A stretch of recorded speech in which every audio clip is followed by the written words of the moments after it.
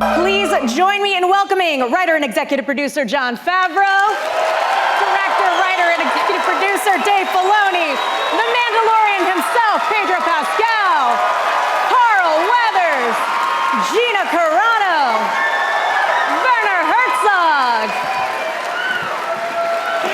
and director Bryce Dallas Howard, director Rick Famuyiwa, director Deborah Chow, and composer Ludwig Göransson.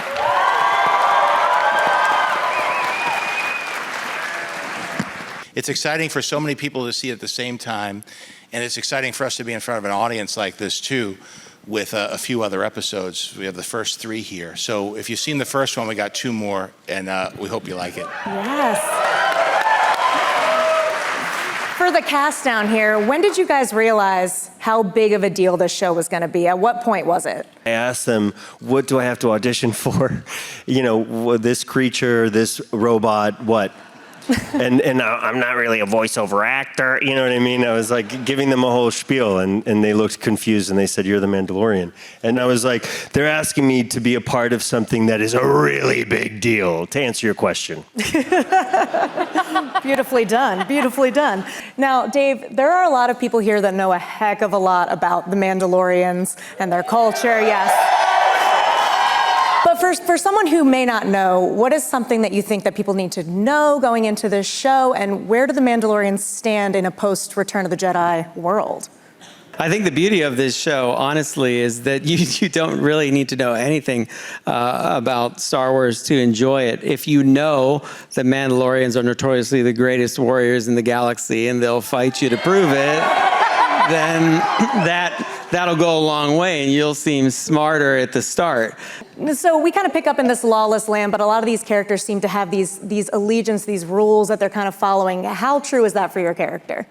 Well, I think my character, she goes a little bit rogue, and she's a little bit of a loner, and she finds herself, I don't know, just on a planet, and that's where I meet the Mandalorian. I think she's passionate, a bit of an adrenaline junkie, and what I love about her so much is I can be so much stronger with her, and I believe in her, and I absolutely love playing her. So thank you so much for writing her.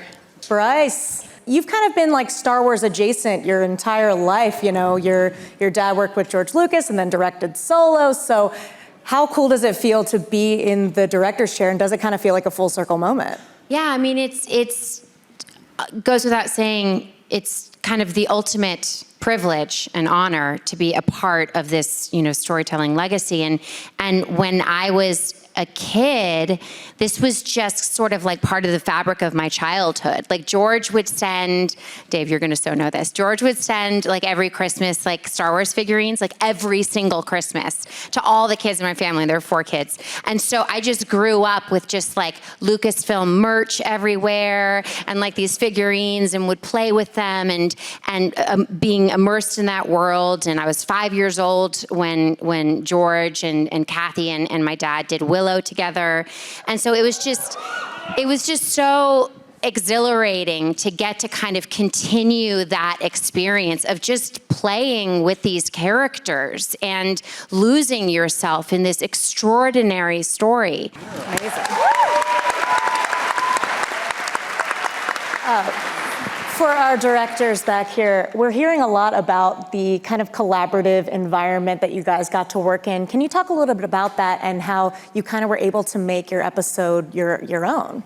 Yeah, it was like Star Wars film camp. It was really pretty amazing. And so when I heard that Jon wanted to meet with me about this, I was like, have you seen Dope? Do you know? Have you seen my movies? Are you sure? But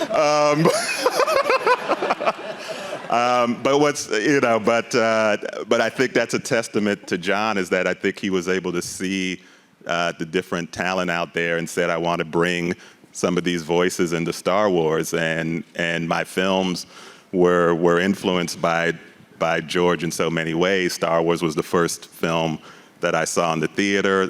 American Graffiti is what what influenced the first film that I directed called The Wood, and it was about, it felt like this incredible full circle moment. And so to be on set was pretty great, and Jon created this incredible environment where he said, bring your voice, bring your talents, and then we all supported each other as we were making the film, and it was such a unique, creative filmmaking environment. I'm so proud to be a part of it, and thank you, Jon, for bringing us in and doing the things you do, my friend.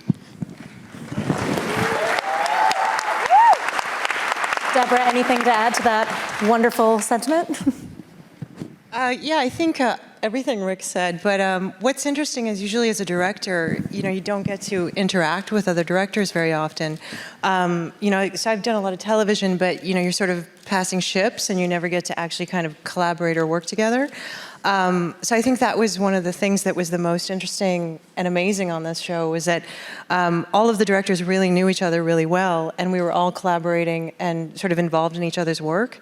And so we were sort of a team, but at the same time, everybody, I think, had their own voice, which is amazing. That's great. We have to talk about the outstanding music in this show, Ludwig. So great, like somehow gets stuck in my head, and it's so unique to Star Wars. Can you talk a little bit about your process and what inspired you for The Mandalorian? For me, like, John Williams' Star Wars music is, I think, the best film music ever written. And so, there is a little pressure come a little, and I think the only way that I could do it was to try something completely different. And Dave and Jon was always extremely supportive of that. We were talking about the family feeling, and they were just always super supportive in trying new ideas, and we combine like all these organic instruments, and we combine them with a tech modern production, and then we also was very fortunate enough, David and Jon was very supportive, also including and recording an orchestra here in town with some of the LA's best musicians, and really also incorporate make it feel organic as well, and really put the soul into the music. Mm-hmm. I would love Warner's insight into what the experience was like working on this production. Yeah. It's Jon Favreau who got me into the mess. Let's face it. And when you invited me, I knew within less than 60 seconds this was going to be big, because I saw the universe, I saw costumes, I saw the round horizon, I saw the spacecraft, I saw an entire universe, and I knew this is really big. Secondly, when Jon explained a little bit about the character, yes, it's a dark sort of figure and shouldn't be trusted at all, I knew it was going to be easy. So, and I enjoyed every moment of it. Carl, how about you? First day on set, Grief Karga. Yeah.